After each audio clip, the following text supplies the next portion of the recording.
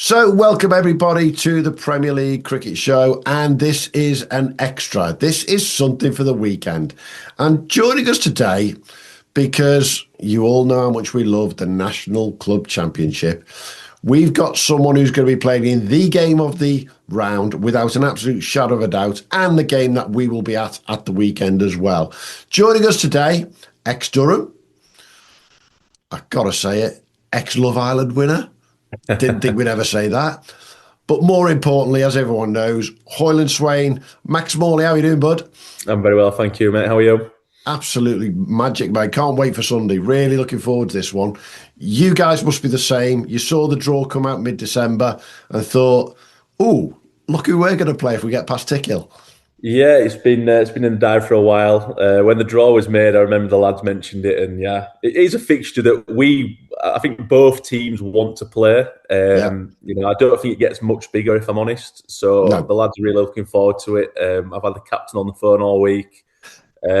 Fingers crossed the weather holds up, but yeah, massive fixture, and we can't wait to get going. So. Yeah, I think you're right. I mean, we talked off air there, didn't we? That it's one of the first times that Hoylandswaine have been in the ECB National Club Championship. It is the first time ever New Farnley have entered it. And to go up against each other in, let's be honest, quite an early round here in knockout situation, there's almost a sort of, wish it was a bit later on, but that's not the way it works.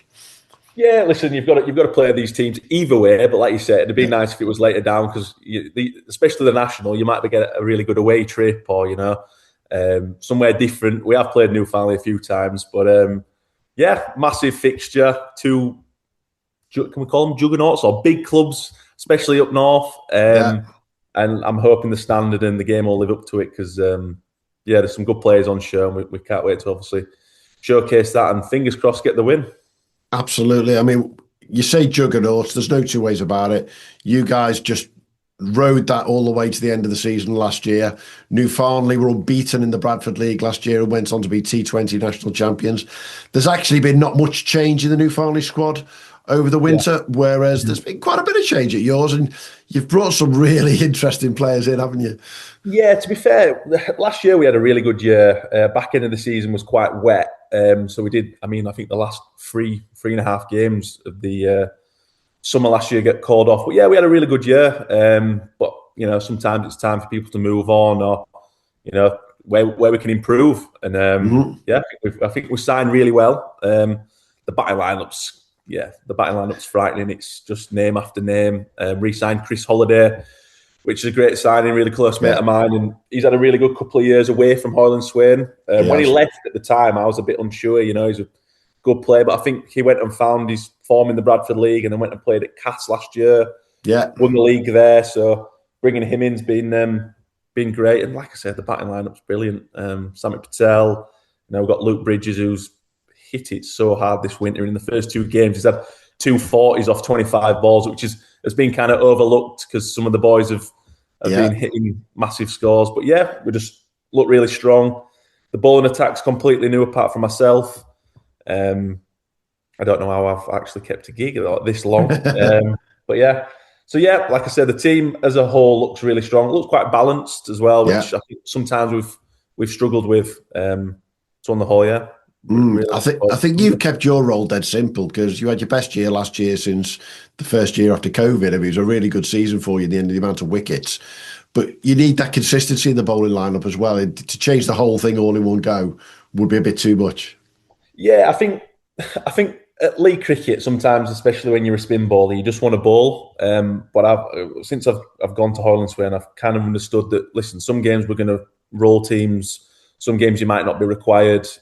Some games you might need to bowl the death. A team like Hoylandswaine, you need to kind of accept where you're at. You're not a big fish. You're just a player that wants to go and all you want to do is win cricket games. And I feel like I've understood that role. And I didn't bowl the first week this year. And you've got to accept it. You're not happy about it, but you accept it because you understand what you've got to do for the team. And then came in 2 weeks ago and took 5 for and 4 for at the weekend. So you adapt and do what you can do, and as long as you bowl, I look at it as how many games you win for the team that season. So all I can see as a weakness at Hoylandswaine right now is you haven't even got up to 40 overs yet this season. You've rolled people over so quickly in some cases that, you've batted for 8 overs to score 100 plus. Nobody else has got a look in.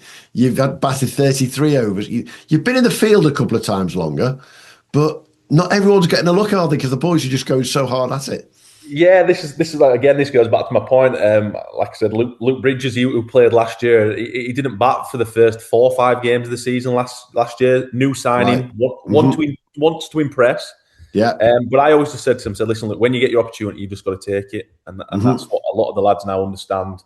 Like you say, you can go weeks at Hoylandswaine. You've got Cads and Firkin at the top, striking it over 200.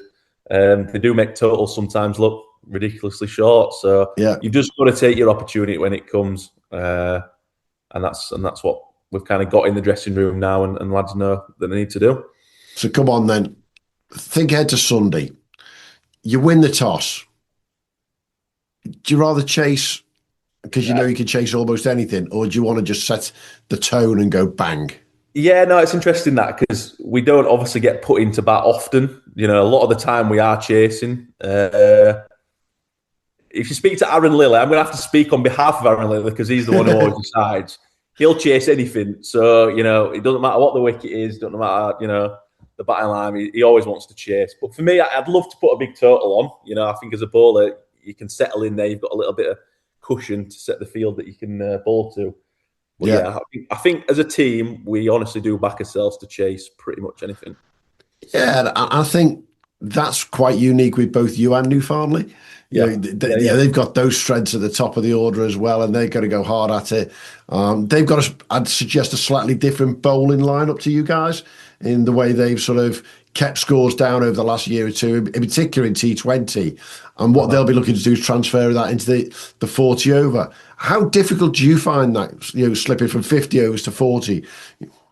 Yeah, it actually is quite a big change, especially with the power play. We don't have power play in the Huddersfield League, and you bowl 15 overs. So you have got to make sure you've got, one, that extra bowler, and two, you're not probably going to bowl that you're going to swap and change. If a lad goes for a couple in an over, we're happy to change it. Where I think on a Saturday, you set yourself into bowl 15 overs, set the field out, and you've got 50 overs to bowl. Where 40 overs, it does.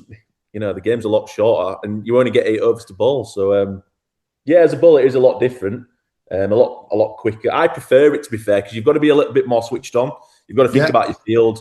You maybe throw the spinner on in the power play to get them just a couple of overs in, and then again at the death, you need to make sure you've kept enough overs for the right bowlers to the bowl at the end. So it's a good format. I like it. I think you nailed it. It's 50's almost not too long because it clearly isn't. 20 can be way too short, but 40, there's still a lot of that going on, isn't there? You've got to really think about it.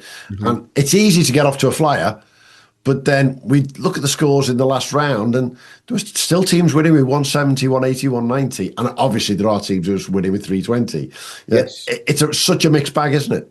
No, it really is, yeah. You don't know how many wickets to save in hand as well, especially at 50 overs, that last 10, if you've got wickets in hand, you can really go hard at it. It's just timing the innings and timing the run chase if needed. So, it's exciting. I like it. And I love the power play, because you do get the license then to go a little bit harder at the top. Yeah, most definitely. Now, you've been at Hoylandswaine since COVID, basically, isn't it? You joined 21.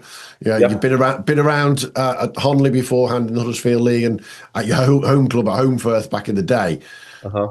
I get the impression that your love for this league cricket is just almost greater than ever right now. Oh, do you know what? It's really interesting because I think the COVID, I didn't fall out with love with cricket, but the COVID period, it changed everything really, didn't it? And then, you come back that season, there wasn't overseas players. Some players hadn't come back to play. And I was a little bit I was drifting really. So signing for Hoylandswaine at the time was probably the best thing that happened to me. If I'd have stayed at Farnley, I don't know if I'd have been playing as much cricket as I have done. Since signing for Hoylandswaine, my God. I honestly don't know what I'd be doing right now. Saturday, Sundays, it's just all cricket and I absolutely love it. Yeah, league cricket's the best. I just love everything about it. It is, without a shadow. I mean, it's why we do what we do, because we obviously adore Premier League cricket. And I always say, but my club plays in Div 3 in the Derbyshire League. And the exponential difference between Div 3 and the Premier League is so steep. Once you get past 2, it's just ridiculous to say the least. And you're getting to play week in, week out with guys who have played county twos, in some cases played county cricket. Yeah. Some real top players there. Is that what keeps that love and that sort of motivation going? Yeah, I guess so. Yeah, I think especially the Huddersfield League now is there's some serious players in it. Especially through the winter, you're hearing about new signings and teams. Like a lot of teams invest now into some good players overseas and players from different leagues. We're an ECB league now, so you've got your standards and it's just so competitive. Like every team can beat everyone, and that's what's good. So, we're playing on Ormond Ruiz on Saturday. Their overseas has arrived late, so they look like they haven't had a great start.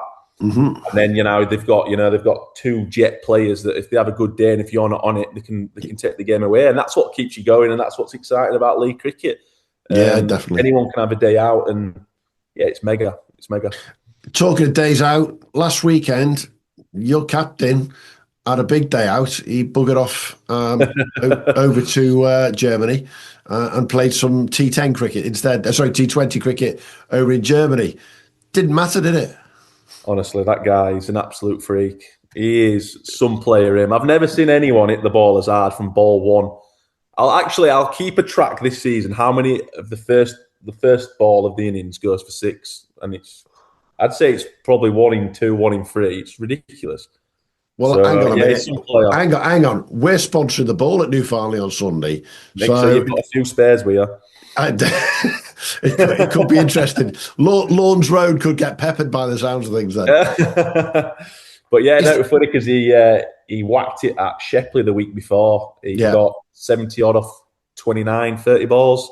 And then obviously we knew we were missing him for the Germany, which is a massive loss for us.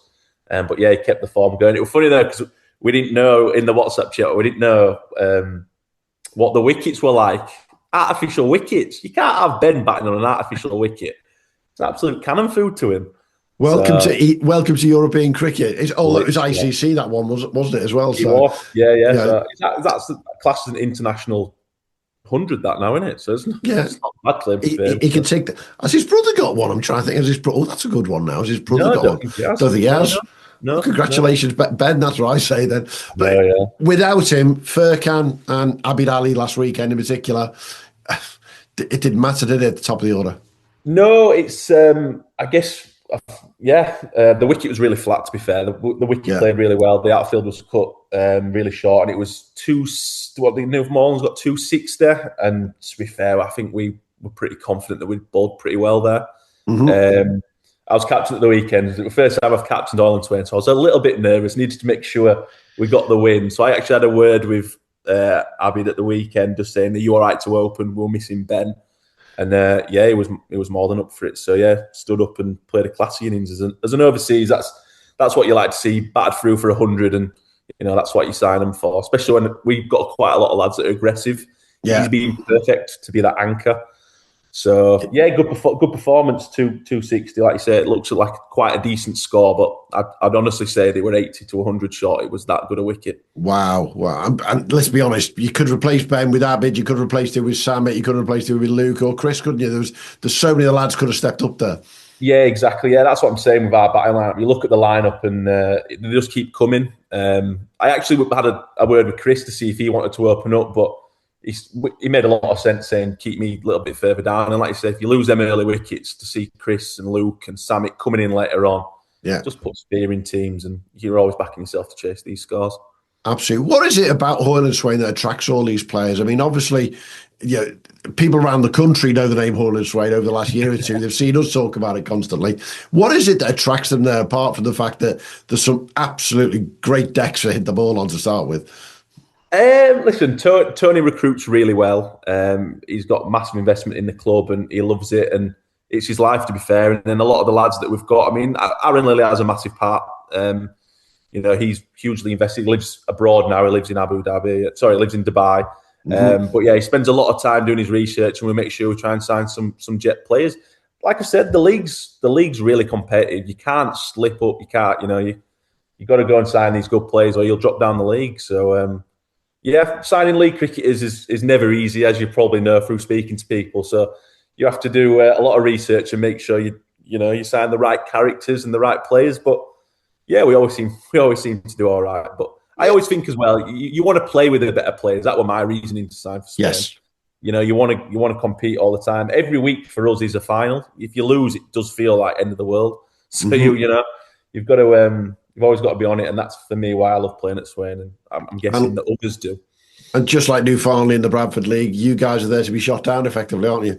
Honestly, the teams, people won't say it, but teams that we play is their final every week. They want to beat us, and it's a massive thing to beat us, which is one, a credit to ourselves, and two, when people do give us a good game or beat us, it's one, it's good for the league, and it puts a rocket up our ass. So yeah.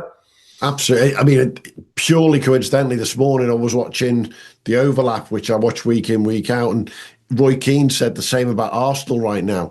They've always been Arsenal, they'll always bottle it, but right now nobody likes them because they actually can see that they're going to, they've got on the cusp of winning the Premier League, and potentially now they're a club that people always want to beat and celebrate beating, and that's where the likes of New Farnley and Hoylandswaine have got to, isn't it?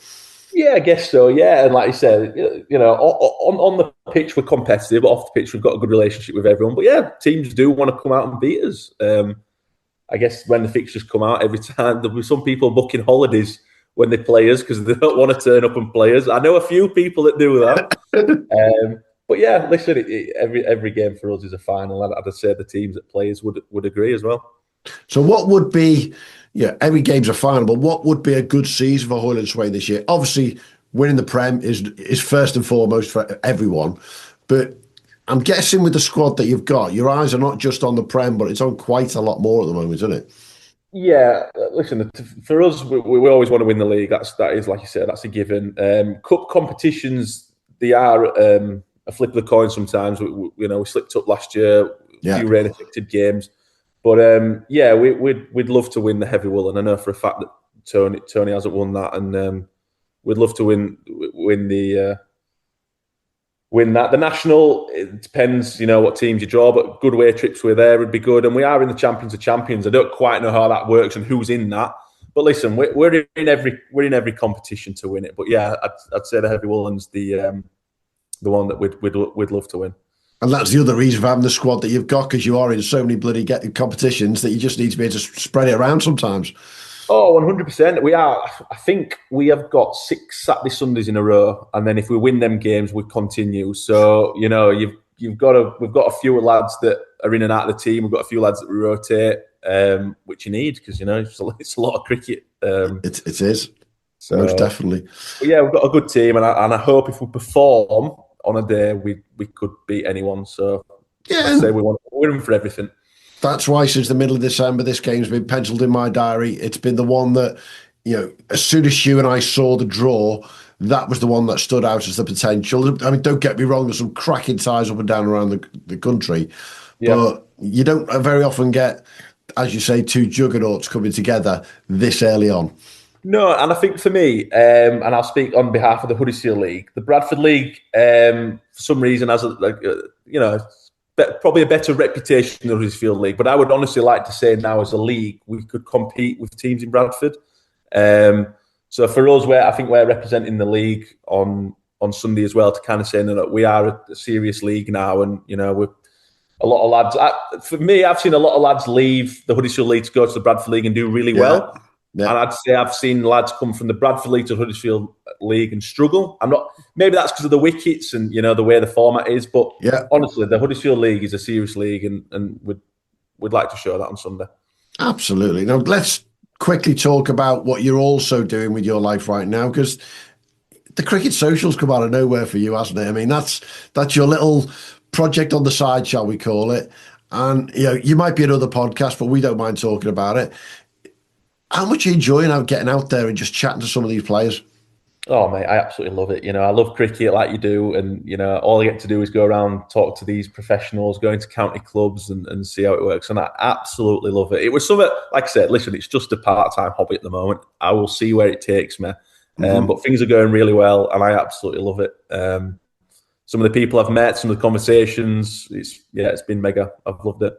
Where would you like to take it?